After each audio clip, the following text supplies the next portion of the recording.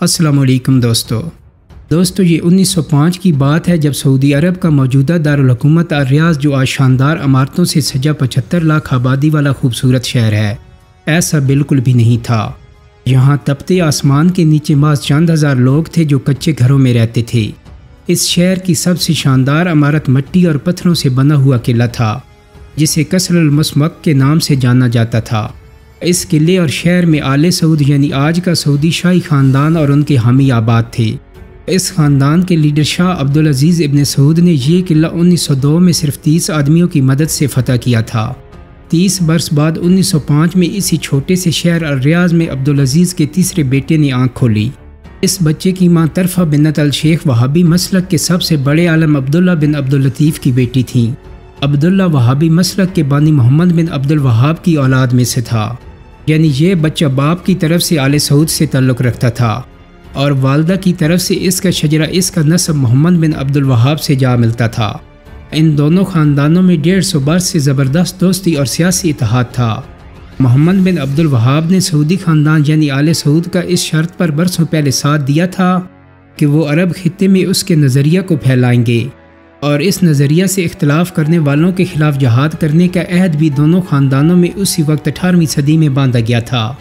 اس معاہدے کے مطابق سیاسی طاقت آل سعود کے ہاتھ میں رہنا تھی اور مذہبی معاملات آل وہاب جنہیں الشیخ کہتے ہیں انہوں نے طے کرنا تھے۔ قبائلی روایات کے مطابق دونوں خاندانوں نے اپنے اتحاد کو مضبوط کرنے کے لیے پہلے دن سے ہی رشتہ داریاں بھی قائم کیں، اور یہ سلسلہ کئی نسلیں گزرنے کے بعد آج بھی قائم ہے۔ اس بچے کی پیدائش کے وقت اس کی والدہ طرفہ بنت الشیخ اپنے والد کے گھر میں تھی۔ بیٹے کی پیدائش ہوئی تو گھر کا ایک ملازم دوڑتا ہوا عبدالعزیز کے پاس گیا اور اسے یہ خوشخبری سنائی کہ اس کے ہاں ایک بیٹا پیدا ہوا ہے۔ پیدائش کے 7ویں روز اس کے نانا نے بچے کا عقیقہ کیا، جس میں کئی دمبے ذبح کر کے ایک بڑی سی دعوت دی گئی۔ اس دعوت میں ننھے بچے کے والد عبدالعزیز نے پہلی بار اپنے بیٹے کو گود میں اٹھایا اور کہا، میں اللہ کی کرم نوازی سے اس بچے کا نام اس کے پردادا کے نام پر فیصل رکھتا ہوں۔ دوستو، عبدالعزیز کے دادا اور ننھے پرنس فیصل کے پردادا کے بارے میں یہ کہا جاتا تھا کہ وہ ایک زبردست ڈپلومیٹ تھا۔ اس میں دوسرے قبیلوں اور ریاستوں سے کوئی بڑا کمپرومائز کیے بغیر اپنی بات منوانے کی زبردست صلاحیت تھی۔ عبدالعزیز اپنے دادا کی عقل مندی اور ڈپلومیسی کے قصے سنتا ہوا بڑا ہوا تھا، اور اس کی خواہش تھی کہ وہ اپنے کسی ایک بیٹے کا نام بھی اپنے دادا کے نام پر فیصل رکھے۔ کسی وجہ سے وہ اپنے 2 بڑے بیٹوں کا نام تو یہ نہ رکھ سکا، لیکن اس نے تیسرے بیٹے کا نام فیصل بن عبدالعزیز رکھ دیا۔ اس کی خواہش تھی کہ اس کا یہ بیٹا پرنس فیصل بڑے ہو کر اپنے پردادا کی طرح ایک بہترین سفارتکار بنے۔ ایک شہزادے کی حیثیت سے پرنس فیصل بن عبدالعزیز کی زندگی بڑے عیش و عشرت میں آرام سے بسر ہونی چاہیے تھی، لیکن ایسا ہو نہ سکا کیونکہ آل سعود پرامن حکومت نہیں کر رہے تھے۔ ان کی سلطنت جو شروع میں صرف نجد کے علاقے تک محدود تھی، چاروں طرف سے دشمنوں میں گھری ہوئی تھی۔ سلطنت عثمانیہ کے ساتھ ان کی سب سے بڑی اور پہلی دشمنی تھی، اور سلطنت عثمانیہ کی فوج مشرق میں کویت سے عمان اور نیچے یمن تک پھیلی ہوئی تھی۔ یہ علاقہ الحصہ کہلاتا تھا۔ ادھر مغربی سمت میں حجاز تھا، اور یہاں ایک بار پھر عثمانیوں ہی کی حکومت تھی، کیونکہ حجاز جہاں مسلمانوں کے مقدس ترین مقامات مکہ اور مدینہ تھے وہاں ہاشمیوں کی حکومت تھی، اور ہاشمی عثمانیوں کے وفادار تھے۔ ادھر آل سعود کے شمال میں الرشید کی سلطنت تھی، وہ بھی عثمانیوں ہی کے وفادار تھے، اور آل سعود کے خلاف عثمانیوں سے فوجی مدد لیتے رہتے تھے۔ یعنی 3 اطراف سے تو عبدالعزیز کی سلطنت عثمانیوں کے شکنجے میں تھی، لیکن یہاں حجاز کے جنوب میں ایک آزاد سلطنت بھی تھی جو کسی بڑی سلطنت کے زیر اثر نہیں تھی۔ یہ اسیر سلطنت تھی جو یمن کی سرحد تک پھیلی ہوئی تھی، مگر یہ بھی آل سعود کے دوست ہرگز نہیں تھے۔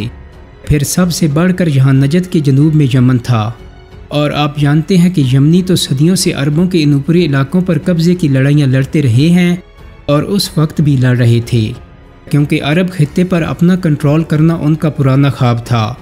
تو دوستو، 3 اطراف سے طاقتور عثمانی سلطنت سمیت جنوب سے بھی دشمنوں سے گھری ہوئی آل سعود کی بادشاہت اپنے بچاؤ کے لیے بے رحم جنگ لڑ رہی تھی۔ اس جنگ میں ہارنے کا مطلب نہ جانے کب تک تپتے صحراؤں میں اہل خانہ سمیت بھٹکنا ہوتا تھا، اور ہر آن بھیانک پیاسی موت بھی پیچھا کرتی تھی۔ آل سعود کو ماضی میں اس کا ایک تلخ تجربہ ہو بھی چکا تھا، جب 1891 میں آل رشید نے ان کے مرکزی شہر الریاض پر قبضہ کر کے نجد کی سلطنت ہی ختم کر دی تھی۔ جان بچانے کے لیے آل سعود کو بھاگ کر کویت میں پناہ لینا پڑی تھی۔ پرنس فیصل کے والد عبدالعزیز کی عمر اس وقت 10 یا 15 برس تھی، لیکن پھر یہ ہوا کہ صرف 12 برس بعد عبدالعزیز واپس آیا اور مٹھی بھر لوگوں کے ساتھ اس نے الریاض کو الرشید سے پھر چھین لیا۔ دوستو، یہی وہ وقت تھا جب عبدالعزیز نے ریاض کے گرد ایک تگڑی سلطنت کی بنیادیں بھی رکھنا شروع کر دیں، کیونکہ اب کے کمزوری آپشن ہی نہیں تھا۔ ان کے ارد گرد طاقتور دشمن ہر وقت موجود تھے۔ یہی وجہ تھی کہ عبدالعزیز نے اپنی اولاد کو جسمانی اور ذہنی طور پر سخت جان بنانے کا آغاز کر دیا۔ عبدالعزیز کی اسی سوچ کے تحت بچپن ہی سے پرنس فیصل کو سخت تربیت دی گئی۔ پرنس فیصل کی تربیت صبح سورج نکلنے سے 2 گھنٹے پہلے ہی شروع ہو جاتی تھی، پھر اسے کئی مراحل سے گزرنا پڑتا، جن میں تھوڑے سے کھانے اور پانی کے ساتھ اسے گھوڑے کی ننگی پیٹھ پر بیٹھ کر میلوں تک سفر بھی کرنا ہوتا تھا۔ اسے ننگے پاؤں بنجر پتھریلی گرم زمین پر چلنے کا عادی بھی بنایا جاتا تھا، کیونکہ سروائیول کی جنگ میں ضروری تو نہیں کہ ہر بار بھاگنے یا لڑنے کو گھوڑا ہی دستیاب ہو، یعنی گھوڑے کے ساتھ اور گھوڑے کے بغیر دونوں طرف سے ایک سخت جنگی تربیت پرنس فیصل کو اور دوسرے بچوں کو دی جا رہی تھی۔ جہاں جنگی تربیت پرنس فیصل کو اپنے باپ یعنی آل سعود کے گھرانے سے مل رہی تھی، تو اس کی تعلیم الشیخ یعنی اس کے ننیحال کی ذمہ داری تھی۔ اس کی وجہ یہ تھی کہ پرنس فیصل جب صرف 6 مہینے کا تھا تو اس کی ماں چل بسی۔ اس کے بعد پرنس فیصل بن عبدالعزیز کی پرورش اس کے نانا نانی نے اپنے ہاتھ میں لے لی، اسی لیے پرنس فیصل کا بچپن اپنے نانا عبداللہ الشیخ کے گھر میں گزرا۔ اسی گھر میں اس نے مذہبی اصولوں کی پاسداری سیکھی۔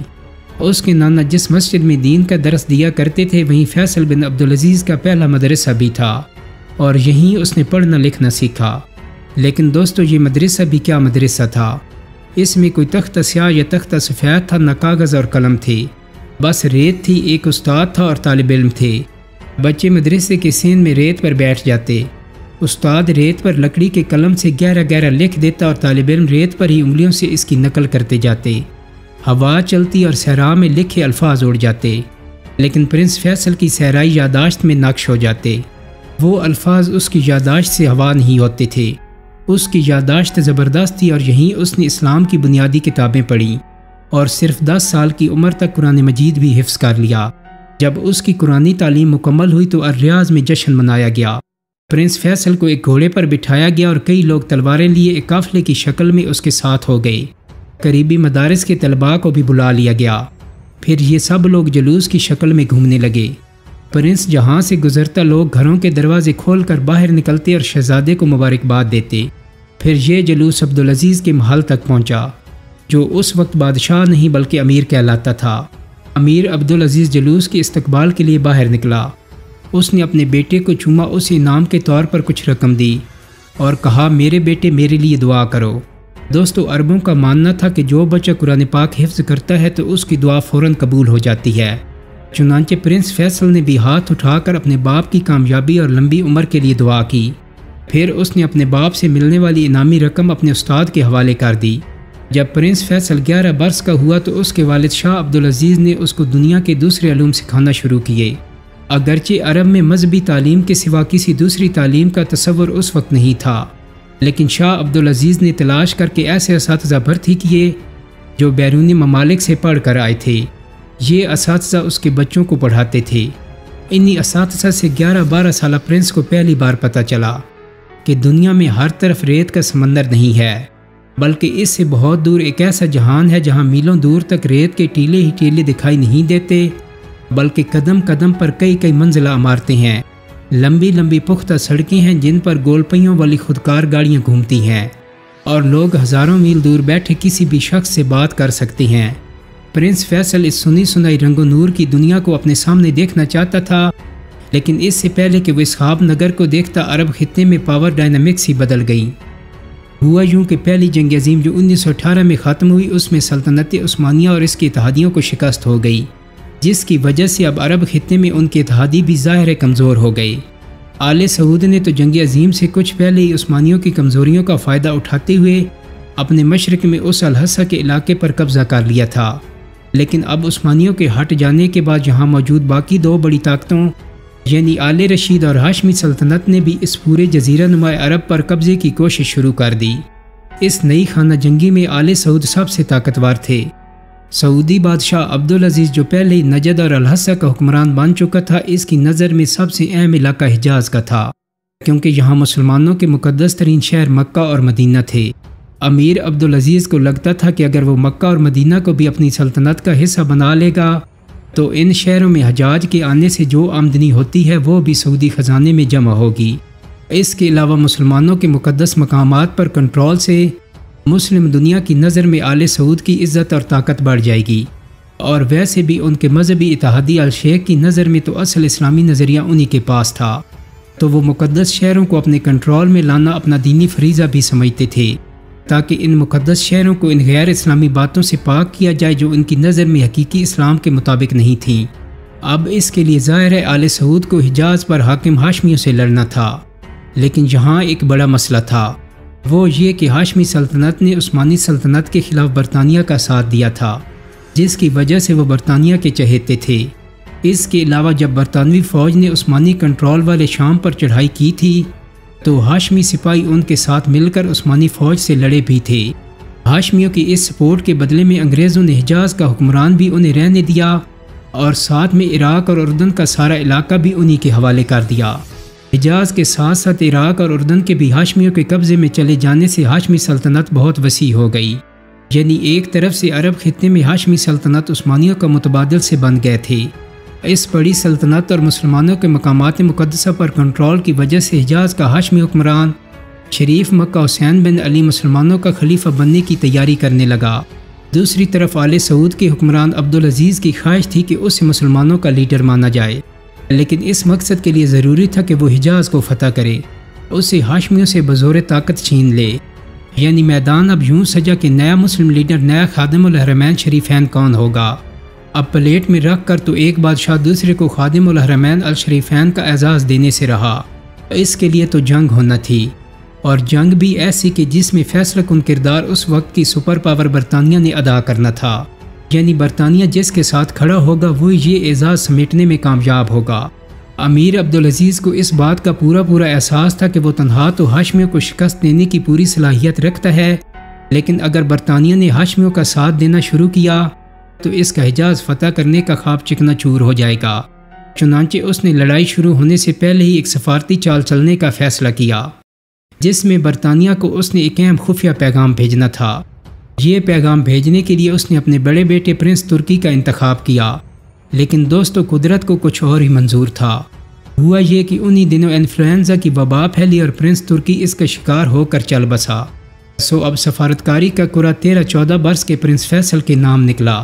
پہلی جنگ عظیم ختم ہونے کے اگلے برس 1919 میں عبدالعزیز کا پیغام لے کر ننھا سفارتکار پرنس فیصل برطانیہ کے شہر لندن پہنچ گیا۔ وہ سعودی شاہی خاندان کا پہلا فرد تھا جو یہاں کا دورہ کر رہا تھا۔ وہ اپنے عربی لباس میں تلوار کمر کے ساتھ لگائے لندن کی سڑکوں پر گھومتا تو یوں لگتا جیسے الف لیلوی کہانیوں کا کردار نئے زمانے میں آ گیا ہے۔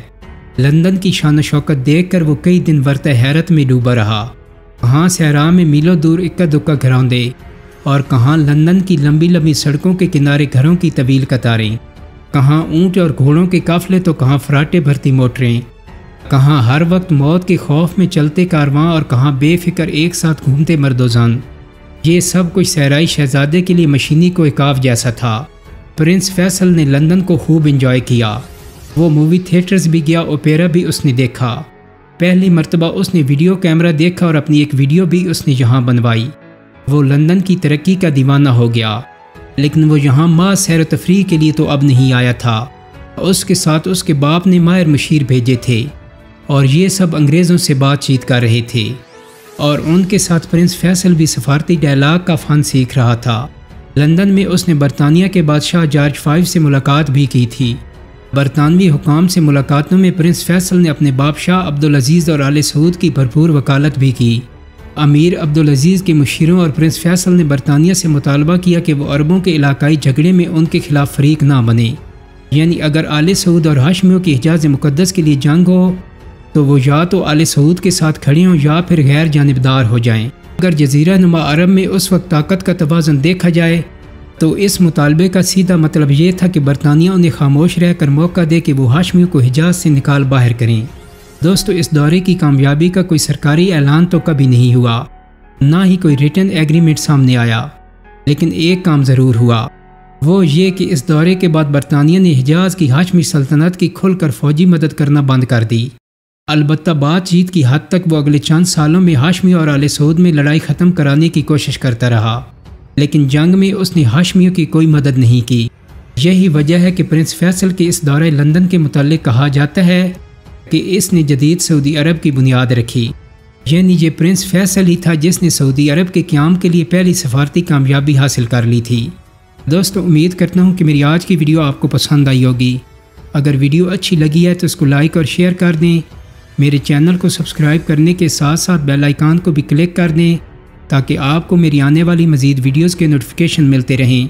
بہت جلد ہی ایک نئی ویڈیو کے ساتھ ملاقات ہوگی۔ اپنا بہت سارا خیال رکھیے گا۔ اللہ حافظ۔